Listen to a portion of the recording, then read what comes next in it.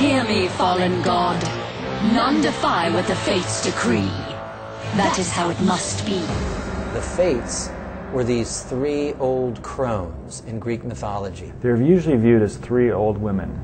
Three nasty old women. Clotho spins the web of your life. You will never control your threat, Kratos. Lachesis measures it. We've been expecting you. Atropos, the worst of the three, cuts it.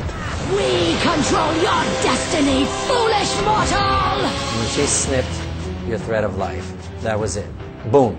Straight off to the underworld. The name of the last one, the cutter, Atropos, actually means the unwavering one, the unbendable one, the one that is implacable. You will be the one who dies this day. No matter how nice you are to her, it doesn't matter. You cannot change your fate. There's a lot of wailing against your fate and crying out to the gods, but your fate is your fate. You know, you do with it what you can. Everyone's life is a thread woven and cut by the sisters whenever they deem. So they are more powerful than the gods, more powerful than the Titans, more powerful than anybody in the mythological world. Not even the Titans know how to reach the sisters' temple. They're the puppet masters. I mean, they are controlling the threads of every person's life. A very small number of characters are blessed with a gift of choice. The most famous example is the hero Achilles. Achilles finds out that he basically has a choice. He can stay and fight for Troy, and if he does so, he'll gain incredible honor and glory, but he'll die and have a very short life. The alternate is that he could go home and have a very long life and live as a complete nobody. Needless to say, we're still talking about him, so he chose the former. Kratos' whole story is all about fate. Now there is no hope.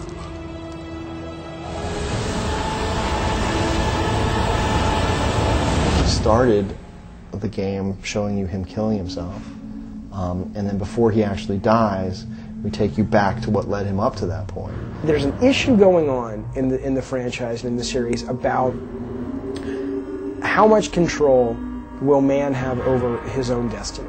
You no longer control my destiny. You do not defy fate, Kratos! Everybody's life is supposed to be mapped out.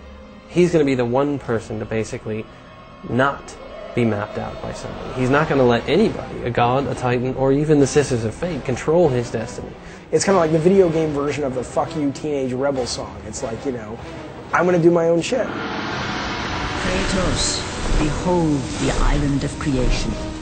Hold the Sisters of Fate.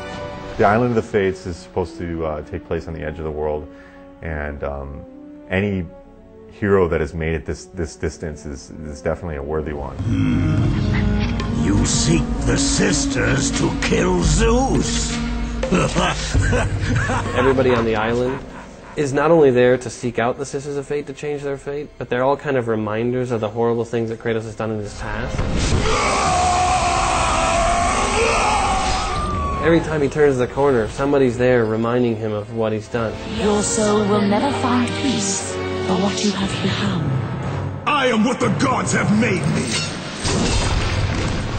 This is a guy who has his whole life really been kind of a pawn of the gods and really kind of screwed over by them. And I think now what they didn't realize they did was put him in the exact position that he needed to be to really kind of create all kinds of havoc. Now that he is a god, he's a little bit more angry than he was in the first game, ironically. He absolutely has given up on everybody, and he just wants everybody dead.